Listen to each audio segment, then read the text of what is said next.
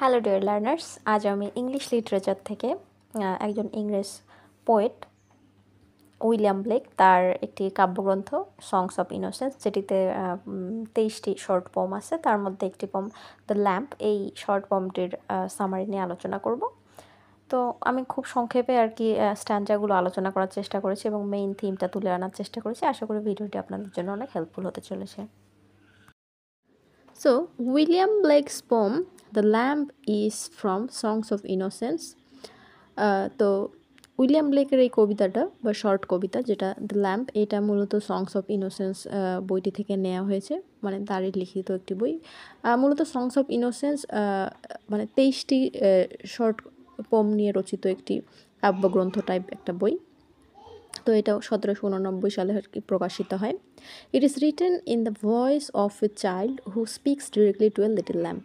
তো মূলত এই কবিতাটি দ্য ল্যাম্প, এটা হচ্ছে একটা চাইল্ড বা একটা মানে শিশুর আর কি কণ্ঠে আর কি বলা হয়েছে, এরকম এক কথা আর কি। একটা এখানে আর কি ন্যারেটর হিসেবে একটা শিশু আর কি কাজ করতেছে, সেই হিসেবে এই কবিতাটা লেখা হয়েছে, যেখানে হচ্ছে সেই শিশুটি ডিরেক্টলি হচ্ছে একটা ছোট আর কি ল্যাম্প। ল্যাম্প বলতে আমরা কি বুঝি? এটা ছাগল হতে পারে, ভেড়া হতে পারে, এই জাতীয় আর কি একটা প্রাণীর সাথে কথা বলে। তো কবিতাটির প্রথম স্টানজায় আমরা যেটা দেখতে পাই, সেখানে আর কি ছেলেটি আর কি প্রশ্ন করে ল্যাম্পকে, মানে বিভিন্ন বিষয় নিয়ে ল্যাম্পকে প্রশ্ন করে, প্রথম স্টানজাতে আমরা দেখতে পাই। তো the child asks the lamp, little lamp who made the. আচ্ছা, আমি প্রথমে বলে রাখি, আপনারা সামারি পড়ার আগে অবশ্যই এই শর্ট পমগুলো এগুলো পড়তে বেশ ভালোই লাগে, বেশি ব্রড না। তো এই পমগুলো আগে দেখে নেবেন, তারপর মানে পড়ে নেবেন, তারপরে সামারিতে আসবেন। The child asks the lamp, little lamp who made the. তো কবিতার শুরুতে দেখা যায় যে শিশুটি একটা ল্যাম্প দেখতে পায় এবং ল্যাম্পকে বলে যে তোমাকে কে বানিয়েছে, মানে তার অস্তিত্ব বা তার সৃষ্টি নিয়ে আর কি সে প্রশ্ন তুলে ল্যাম্পকে জিজ্ঞেস করে। He wonders who gave the lamp its soft wool, gentle voice and life. শিশুটি আর কি ভাবতে থাকে, কিউরিওসিটি নিয়ে ভাবতে থাকে যে এই ল্যাম্পটিকে কে, এই তার নরম নরম হচ্ছে ভেড়ার শরীরে থাকে না নরম নরম তুলোর মতো, সেই লোমগুলোকে আর কি বোঝানো হয়েছে যে এই নরম নরম লোমগুলো তাকে কে দিয়েছে, তার এই জেন্টাল ভয়েস, তার এই জীবনটা কে আসলে দিয়েছে। The child is full of curiosity and amazement about creation. তো শিশুটি সেখানে ল্যাম্পটিকে দেখে মানে কিউরিয়াস হয়ে যায়, যে মানে তার মনে বিভিন্ন রকমের প্রশ্ন জাগতে থাকে যে এই ল্যাম্পটিকে কে জীবন দান করলো, তার এত সুন্দর শরীরটা, তারপর তার এত সুন্দর ভয়েস, এগুলো কে দিল। এবং সে হচ্ছে মানে এই সৃষ্টি সম্বন্ধে আর কি নিজের মনের মধ্যে একটা অ্যামেজমেন্ট তৈরি করে ফেলে, জানার আগ্রহ, এই ধরনের বিষয় আর কি তার মনের মধ্যে সৃষ্টি হতে থাকে। সেকেন্ড পার্টে আমরা কি দেখতে পাই, এক কথা নেক্সট স্ট্যান্জাতে, সেকেন্ড স্ট্যান্জায় সে প্রথম স্ট্যান্জায় প্রশ্ন করলো এবং পরের স্ট্যান্জায় সে উত্তর পাবে, কিসের মাধ্যমে? তার নিজের থেকেই, মানে সে তার প্রশ্নের উত্তর নিজে নিজেই এখন দেবে। The child answers his own question, শিশুটি তার নিজের প্রশ্নের আনসার করা শুরু করে। The lamb was created by God who is kind and gentle. তো ল্যাম্প, অবশ্যই আমরা তো সবাই জানি, তো সে তার নিজের উত্তর নিজেই পায় যে গডের মাধ্যমে আর কি ল্যাম্পকে সৃষ্টি করা হয়েছে, বা গড ল্যাম্পটাকে সৃষ্টি করেছে, এবং যে কিনা দয়ালু এবং জেন্টাল। ঠিক আছে। The child connects the lamb with Jesus Christ who is often called the lamb of God in the Bible. তো মূলত এই কবিতাটিতে এই ল্যাম্পকে জিজাস ক্রাইস্টের সাথে তুলনা করা হয়েছে। তো সে হচ্ছে কি করে, জিজাস ক্রাইস্টের সাথে ল্যাম্পকে কানেক্ট করে ফেলে। Who is often called the lamb of God in the Bible. আচ্ছা, জিজাস ক্রাইস্টকে বাইবেল গ্রন্থে হচ্ছে তাকে ল্যাম্প অফ গড হিসেবে আখ্যায়িত করা হয়। The child says Jesus is meek, mild and innocent just like the lamb. আচ্ছা, এখন প্রশ্ন জাগতে পারে সে কেন ল্যাম্পটাকে জিজাস ক্রাইস্টের সাথে তুলনা করলো। বাচ্চাটি বলে বা শিশুটি কি বলে যে, বা আমরা সবাই যেটা জানি যে জিজাস ক্রাইস্ট যেমন হচ্ছে শান্ত, তারপর হচ্ছে শান্ত এবং হচ্ছে অনেস্ট, তারপর হচ্ছে কাইন্ড, ইনোসেন্ট, মানে গড আর কি যেরকম হয়, ঠিক আছে। তো একদম সেরকমই ল্যাম্বো, মানে ল্যাম্বো সেরকম ইনোসেন্ট, সাধারণ, শান্ত, মাইল্ড এবং হচ্ছে অমায়িক, ঠিক আছে। তো এই কারণে সে ল্যাম্বের সাথে জিজাস ক্রাইস্টের তুলনা করলো। Both the child and the lamb are made by God and both reflect his innocence. তো শিশুটি কি বলতেছে, না, এখানে শিশু না, মানে এখানে কি দেখা যাচ্ছে যে এই শিশুটি প্লাস ল্যাম্পটাও দুইজনই কার মাধ্যমে সৃষ্টি হয়েছে? গডের মাধ্যমে।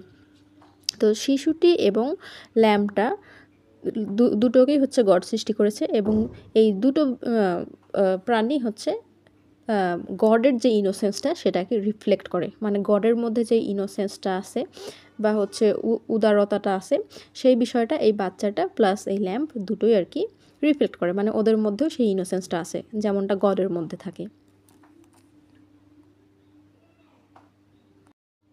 তো ইন শর্টে আমরা কি বলতে পারি? The lamb is a simple gentle poem that celebrates innocence and God's loving creation.